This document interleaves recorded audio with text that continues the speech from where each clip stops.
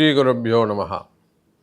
வாக்கர்த்தா விவசம்பிருக்தௌ வாக்கர்த்தா பதிபக்தயே ஜகதப்பிதரவு வந்தே பார்வதி பரமேஸ்வரௌ. எல்லாம் வல்ல அம்மையப்பனாக விளங்கக்கூடிய மீனாட்சி அம்பிகா சமேத சுந்தரேஸ்வர பெருமானுடைய திருவடிகளையும் ஸ்ரீ ஸ்ரீ சொர்ணாம்பிகை அம்பா சமேத வீமீஸ்வர பெருமானுடைய திருவடிகளையும் வணங்கி என்னுடைய குருநாதரையும் இந்த நாயடியின் கனவிலும் நினைவிலும் நித்தம் நித்தம் பூஜை செய்யக்கூடிய என்னுடைய உபாசனை தேவதை ஸ்ரீ ஸ்ரீ வாராகி அம்பாளுடைய மலரடிகளையும் பணிந்து உலகம் முழுவதும் வாழக்கூடிய நேயர்கள் அனைவருக்கும் உங்கள் தாம்பரம் ஸ்ரீ வாராகி ஈசநேசன் சுவாமியுடைய நல்லாசிகள் வாழ்த்துக்கள். ஜெய் வாராகி, ஜெய் ஜெய் வாராகி. சிவாய நம. உலகம் முழுவதும் வாழக்கூடிய என் அன்பு பக்தர்களே, எல்லா மனிதர்களும் இப்போ இந்த பூமியில் பிறந்தாச்சுன்னா கவலை கஷ்டம் எல்லாமே இருக்கும் இல்லையா? மன கஷ்டம் இருக்கும், மனக்கவலை இருக்கும், குழப்பம் இருக்கும், சண்டை சச்சரவுகள் இருக்கும். இதில் எது இருக்கோ இல்லையோ 80% மக்களுக்கு கடன் சுமைகள் இருக்கும். ரொம்ப முக்கியமானது. நம்ம பேசக்கூடிய தலைப்பு உங்கள் ஒவ்வொருத்தருக்கும் அதிகம் பயன்படக்கூடியது. கடன் சுமை இல்லாத மனிதர்களே இல்லை. இப்போ இந்தியாவே அமெரிக்காவே ஆனாலும் அது கடனில் தான் இருக்கும். உலக நாடுகளுக்கெல்லாம் முன்னோடி எல்லாமே டாலரில் தான் அமெரிக்கா. ஆனால் அந்த அமெரிக்காவும் கடனில் இருக்குது. உண்டா இல்லையா? உண்மையே இல்லையா? அப்போ கடன் இல்லாமல் இந்த பிரபஞ்சம் இல்லை. கடன்னா என்னங்க? குற்றம், தோஷம், பாவம் அல்லது கர்மா. அப்போ இந்த பூமின்னு ஒன்று, பூமியை குற்றம் உள்ளதுன்னு அர்த்தம். அப்படி வச்சுக்கோங்க, கடன் சுமை. அப்போது உலகம் முழுவதும் வாழக்கூடிய அன்பு பக்தர்களே, உங்களுக்கு கோடி கோடியாய் கடன் இருந்தாலும் நாம் சொல்லக்கூடிய இந்த மைத்திர முகூர்த்தம் ஒவ்வொரு மாதமும் 2 நாட்கள் வரும். ஒவ்வொரு மாதமும் 2 நாட்கள் வரும். அந்த 2 நாட்களும் ஒரு 15 நாளுக்கு முன்னாடியே நம்மளுடைய சேனலில் மைத்திர முகூர்த்தம் வீடியோ பதிவு செய்யப்படும். உலகம் முழுவதும் நீங்கள் உங்களுக்கு தெரிஞ்சவங்களாம் இந்த வீடியோவை ஷேர் பண்ணுங்கள். சார், ஒரு 4 பேர் நல்லா இருக்கட்டுமே. உங்களால் காசு கொடுத்து உதவி செய்ய முடியல, ஆனால் அவங்க கஷ்டம் தீர்றதுக்கு ஏதோ ஒரு பரிகாரம், ஒரு நல்ல நேரம், ஒரு நல்ல நாள் சொல்கிறாங்க. சார், இது ஒரு நல்ல நேரம் சொல்கிறாங்க சார், இந்த சமயத்தில் இதுக்கு யாருக்கும் நீங்கள் பணம் காசு கொடுக்க வேணாம், இதில் ஏதோ ஒரு ரூல் சொல்கிறாங்க, அந்த ரூல் பிரகாரம் நீங்கள் செஞ்சு பாருங்கள். தொடர்ந்து மாதம் அந்த 2 நாளும் வீட்டிலையே வச்சு பூஜை பண்ண சொல்கிறாங்க, உங்களையே பண்ண சொல்கிறாங்க. ஆனால் கடன் அடையுதுங்கிறாங்க. நம்பிக்கையாக செஞ்சு பாருங்கன்னு சொல்லுங்கள். சார், முதல்ல உங்களுக்கு கடன் அடையிட்டுமே. இந்த மைத்திர முகூர்த்தம் அப்படின்னு ஒன்று. நான் சொன்ன பிரபஞ்சம்னா இந்த பூமி. இந்த பிரபஞ்சம் நமக்கு வழங்கிய மிகப்பெரிய அருள் கொடை. நமக்கு நிறைய, இந்த பூமி நமக்கு நிறைய வழங்கி இருக்கு. அதில் 4 நட்சத்திரம். அந்த நட்சத்திரத்தில் லக்னம். இந்த குறிப்பிட்ட நாளில், குறிப்பிட்ட லக்னத்தில், குறிப்பிட்ட நட்சத்திரத்தில், குறிப்பிட்ட வேளையில் இந்த வழிபாட்டை செய்வீர்களேயானால், சாரி, எனக்கு 30 கோடி கடன் இருக்குது சார், வந்து நெஞ்ச பிடிக்கிறான், அசிங்கப்படுத்துகிறான், அழ வைக்கிறான். நான் சொல்கிற மாதிரி இந்த பூஜையை வீட்டில் செய்யுங்க. நீங்கள் யாருக்கும் 1 ரூபா தர வேணாம், 100 ரூபா கூட தட்சணை கிடையாதுங்க. வீட்டில் செய்யுங்க. ஆனால் நம்பிக்கையாக செய்யுங்கள். நீங்கள் ஒவ்வொருத்தரும் கமெண்டில் போடுங்க, நான் சார் என்ன 6 வாரம் பண்ணிட்டேன், 6 மாதம் பண்ணிட்டேன், எனக்கு 4 லட்ச ரூபா குறைஞ்சி போச்சு கடனில். சார், நான் 6 மாதம் பண்ணிட்டேன், நான் ஒரு கடனை அடைச்சிட்டேன், இந்த நகையை மீட்டுட்டேன் அப்படின்னு நீங்கள் ஒவ்வொருத்தரும் என்கிட்ட பேச ஆரம்பிச்சிருவீங்க. அப்போ இந்த மைத்திர முகூர்த்தம் என்பது பிரபஞ்சம் இந்த கடன் சுமையை போக்குவதற்காக பிரபஞ்சம் வழங்கிய அற்புதமான கொடை. இதை ரிஷிகள் எல்லாம் குறித்து வச்சிருக்கிறாங்க. அகஸ்தியர் போன்ற ரிஷிகள் எல்லாம் இந்த நேரத்தை குறித்து, ஏட்டில் குறித்து வச்சுருக்கிறாங்க. அதை தான் இந்த ஜோதிடத்தில் இருந்து எடுத்து நாம் உங்களுக்கு ஷேர் பண்ணுறோம். அப்போ உங்களுக்கு எத்தனை கோடி கடன் இருந்தாலும் அந்த கடன் சுமை அடைய வேண்டும் என்று சொன்னால் மைத்திர முகூர்த்தம். இந்த மைத்திர முகூர்த்தத்தை அன்றைக்கி நீங்கள் என்ன செய்யணும் அப்படிங்கிறத இப்போ நான் சொல்லிடுறேன்.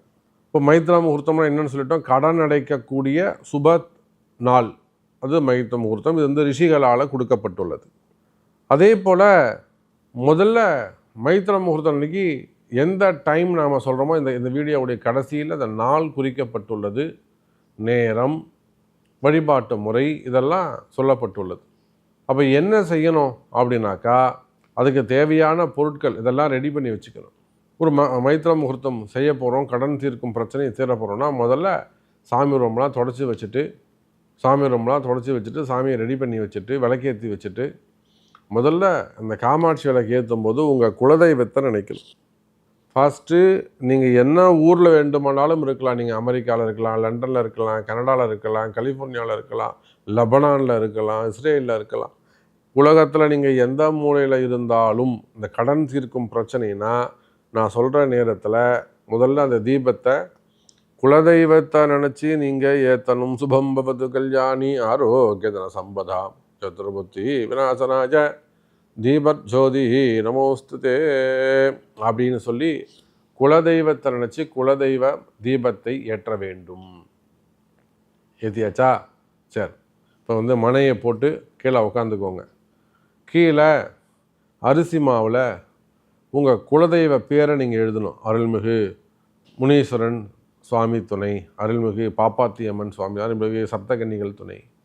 அரிசி மாவில் உங்கள் குலதெய்வம் பேரை எழுதணும். அந்த குலதெய்வம் பேரை எழுதிட்டு அது மேலே ஒரு தட்டு வச்சு, பித்தளை தட்டு ஒன்று வச்சு, அந்த பித்தளை தட்டு மேலே நவதானியங்களை பரப்ப வேண்டும். அந்த நவதானியத்தை முதல் நாளே கொஞ்சம் ஊற போட்டுருங்க. ஒரு கைப்பிடி, ஒரு 2 கைப்பிடி, ஒரு 100 கிராம் வச்சுக்கோங்களேன், இல்லை ஒரு 1/4 கிலோ வச்சுக்கோங்க. அந்த நவதானியத்தை ஊற போட்டு அந்த தட்டில் நவதானியத்தை பரப்பிடணும். அந்த நவதானியத்துக்கு முன்பு ஒரு வெத்தலை பாக்கு, 2 வெத்தலை, 2 பாக்கு, 2 பழம் வச்சுட்டு நடுவில் ஒரு தீபம், ஒரு அகல் விளக்கு தீபம் ஏற்றி வைக்க வேண்டும். நடுவில் ஒரு அகல் விளக்கு, அந்த அகல் விளக்குக்கு 4 பக்கமும் மஞ்சள் குங்குமம் பூசி பொட்டு வச்சு பஞ்சு திரி போட்டு தூய்மையான நல்லெண்ணெய் அல்லது பசு நெய் விட்டு அந்த தீபத்தை ஏற்றி அந்த நவதானியத்தை மேலே வச்சிடணும். அந்த விளக்குக்கு முன்னாடி சின்னதாக 2 வெத்தலை பாக்கு பழம் இருக்க வேண்டும். அந்த தீபம் உங்களை பார்த்தா மாதிரி இருக்க வேண்டும். இது ஃபஸ்ட்டு ஸ்டெப்பு. இப்போது உங்களுக்கு ஒரு 4 கடன் இருக்குது அப்படி வச்சுப்போமே. குணசேகரன் அப்படிங்கிறட்ட வந்து நீங்கள் ஒரு 4 லட்ச ரூபா கட்டணும்.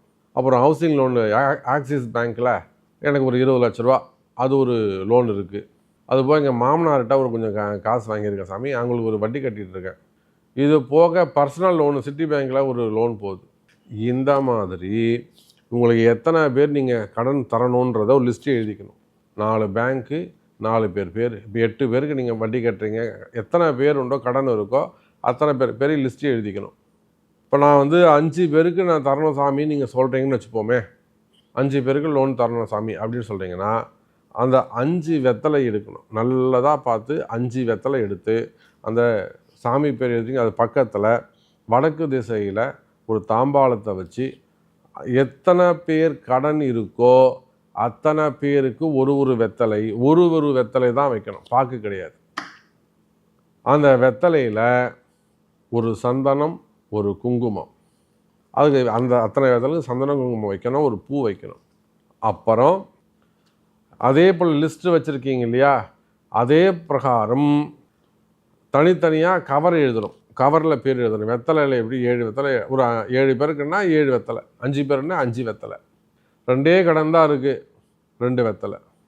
அதை போல் நீங்கள் வந்து எத்தனை பேருக்கு காசு கொடுக்க வேண்டியது இருக்கோ அத்தனை பேருக்கு கவர் எழுதணும். இது எஸ்பிஐ பேங்க்கு, இது கேவிபி நகைக்கடன் அப்படின்னு பேர் எழுதி வச்சிடணும். இது வந்து ராமசாமிக்கு, இது வந்து பக்கத்து வீட்டு அக்காவுக்கு, இது வந்து தண்டல்காரன் குபேரனுக்கு. யார் உண்டோ யாருக்கெல்லாம் நீங்கள் லிஸ்ட்டு பிரகாரம் எத்தனை பேர் இருக்காங்களோ அத்தனை கவர் தனியாக எடுத்து பேர் எழுதி இது இந்த பக்கம் தனியாக வச்சிடணும். நவதானிய தட்டு, இந்த நவதானியத்துக்கு இடது பக்கத்தில் வெத்தலை, இந்த பக்கம் காசு கொடுக்க வேண்டியவங்களுக்கான கடன் கவர். ரைட், இப்போ 3 ஸ்டெப்பு சொல்லிட்டேன். 4வதாக என்ன செய்யணும்னா, சாதாரணமாக அந்த பிரியாணி இலை, பிரிஞ்சி இலை விற்கிறாங்க பார்த்தீங்களா கடையில், அந்த பிரியாணி இலையை வாங்கிக்கணும். அந்த பிரியாணி இலையை வாங்கி அந்த பிரியாணி இலையில் நீங்கள் எத்தனை பேர் கடன், எஸ்பிஐ கடன் ரூபாய் 20 லட்சம், நகை கடன் கரூர் வைஸ்யா பேங்க்கு ரூபாய் 12 லட்சம், தண்டல்காரன் நாராயணனிடம் வாங்கிய கடன் ரூபாய் 4 லட்சம். இப்போ யாரெல்லாம் உங்களுக்கு நீங்கள் கடன் தரணுமோ எவ்வளவு தரணும் அவங்க பேர், அந்த அமௌண்ட்டு, இதை வந்து அந்த பிரிஞ்சி இலையில் ஃப்ரண்ட் அண்ட் பேக்கு எழுதிக்க வேண்டியது.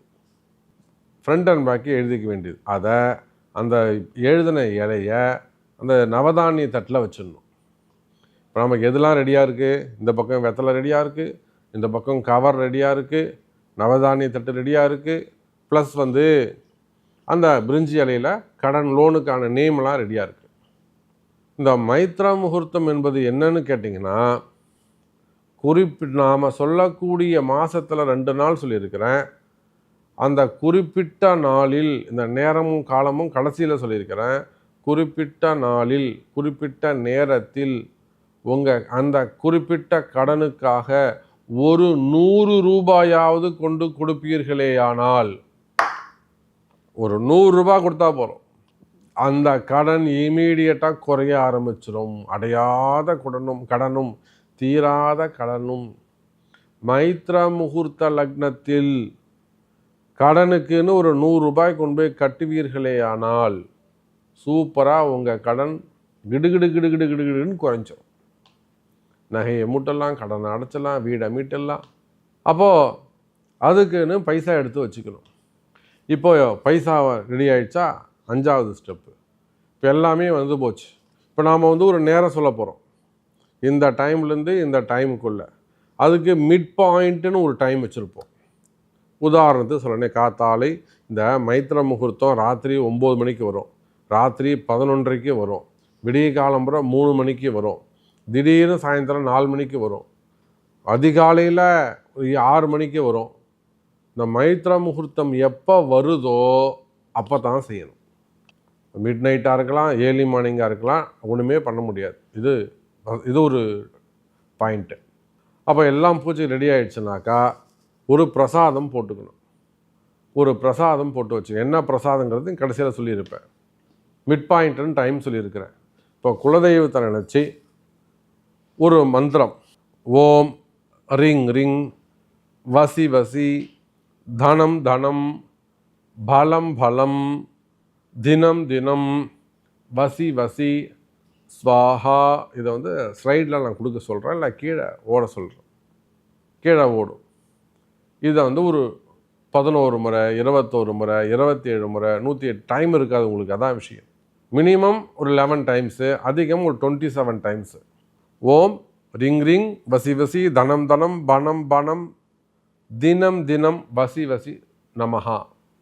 இந்த மந்திரத்தை சாட்டிங் பண்ணிவிட்டு அந்த மிட் டைம் வரும்போது இந்த பிரியாணி இலையை பேர் எழுதி வச்சிங்களா, கடன் கொடுக்க வேண்டியவங்க பேர் எழுதி வச்சிங்களா, அதுக்கு முன்பாக அந்த படையல் வச்சிடணும். படையல் வச்சு நைவேத்தியம் பண்ணி ஊதுவத்தி காமிச்சிட்டு, கவருக்கு, வெத்தலைக்கு, நவதானி தட்டுக்கு இல்லாத ஊதுவத்தி காமிச்சிட்டு எழுந்து நின்று ஒரு கற்பூரத்தை ஏற்றிட்டு வீழ்ந்து கும்பிட்டுட்டு திருப்பியும் மனையில் உட்காந்து, வெறும் தரையில் உட்காரக்கூடாது. நல்லா புரிஞ்சுக்கணும், வெறும் தரையில் உட்காரக்கூடாது.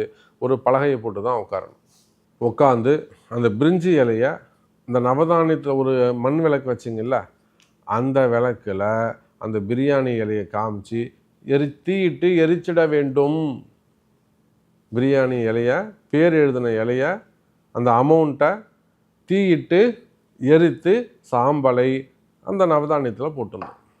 போட்டுட்டு இப்போ கவர் எடுத்து வச்சிங்கள எஸ்பிஐக்குன்னு, அதுலேருந்து ஒரு 1000 ரூபா உங்களால் எவ்வளோ முடியுமோ, 100, 200, 1000, நகை கடனுக்குன்னு ஒரு 500 ரூபா. பக்கத்து வீட்டு அக்காவுக்கு எத்தனை கவர் இருக்கோ எல்லாத்துலேயும் அந்த பணத்தை போட்டு சொருகி வச்சிடணும். சொருகி வச்சுட்டு டைம் இருந்ததுன்னா உடனடியாக கொண்டு போய் ஜிபே கூட பண்ணலாம். நீங்கள் ஒரு 100 ரூபா அவங்களையும் எடுத்து வச்சுருங்க. எடுத்து வச்சுட்டு அந்த டைம்லேயே அங்கேயே கூட உட்காந்து ஜிபே பண்ணிட்டீங்கன்னா, 100 ரூபா நீங்கள் ஜிபே பண்ணுறப்பா அப்படின்னு சொல்லிட்டு பண்ணிட்டீங்கன்னா, அந்த கடன் இமீடியட்டாக உங்களுக்கு குறைஞ்சிரும். அந்த கடனை உங்களுக்கு இமீடியட்டாக குறைஞ்சிரும். அப்புறம் என்ன பண்ணணுங்க, கவரில் பணம் போட்டதுக்கப்புறம் அந்த விளக்கு இருக்குது பார்த்தீங்களா, அந்த விளக்கு மலை ஏறினதுக்கு பிறகு அந்த நவதானியம் எரிச்ச அந்த பிரிஞ்சி இலையுடைய சாம்பல், அப்புறம் அந்த விளக்கு, இது எல்லாத்தையும் ஒரு கவரில் போட்டு ஓடுற தண்ணி, வெத்தலை, இதெல்லாம் ஓடுற தண்ணியில் கொண்டு போய் போட்டுடணும்.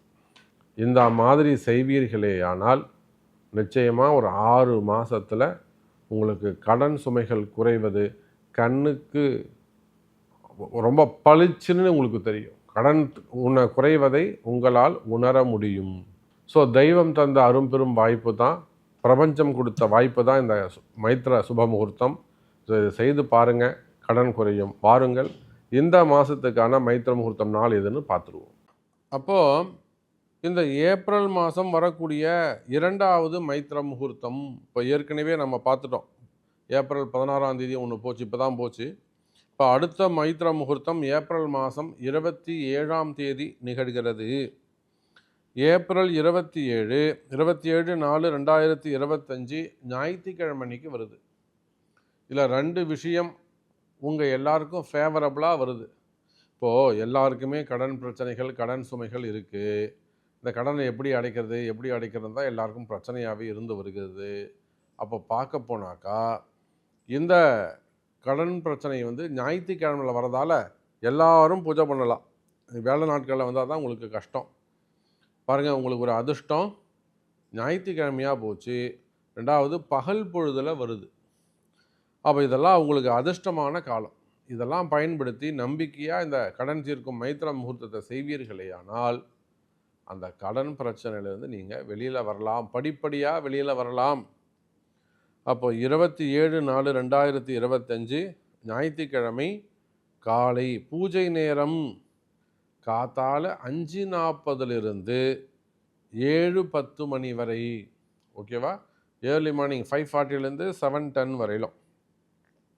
அஸ்வினி நட்சத்திரம் 1வது பாதத்தில், அஸ்வினி நட்சத்திரம் முதல் பாதத்தில் இந்த மைத்திர முகூர்த்தம் நிகழ்கிறது. அப்போது 27/4/2025 ஞாயிற்றுக்கிழமை காத்தால 5:40 7:10 மணி வரை. கவரில் பணம் வைக்கும் நேரம் காலை சரியாக 7 மணி. கரெக்டாக 7 மணிக்கு கவரில் பணம் வைக்கும் நேரம். இன்றைய தினம் ஏதேனும் ஒரு ஸ்வீட் பண்ணுறது நல்லது. ஒரு கோதுமை அல்வா பண்ணலாம், கோதுமை உப்மா பண்ணலாம், அல்லது கோதுமை சார்ந்து ஏதேனும் ஒரு கேசரி பண்ணலாம். ஒரு ஸ்வீட் செய்து படையல் பண்ணுவது சிறப்பானதாக இருக்கும். கோதுமை உப்மா, கோதுமையில் செய்யக்கூடிய பொருட்கள் நிவேதன பொருட்களாக இருக்குமேயானால் சூரியனுக்கு அது உகந்ததாக இருக்கும். ஸோ உலகம் முழுவதும் வாழக்கூடிய அன்பு பக்தர்களே, இந்த ஞாயிற்றுக்கிழமை வரக்கூடிய இந்த மைத்திர முகூர்த்த பூஜையை செய்து முழு நம்பிக்கையோடு செய்யுங்க. படிப்படியாக உங்கள் கடன் சுமைகள் காணாமல் போகும், நிம்மதி பிறக்கும் என்பதை தெரிவித்துக்கொண்டு உங்கள் அனைவருக்கும் என்னுடைய நல்லாசிகள், ஆசீர்வாதங்கள். ஜெய் வராகி, ஜெய் ஜெய் வராகி.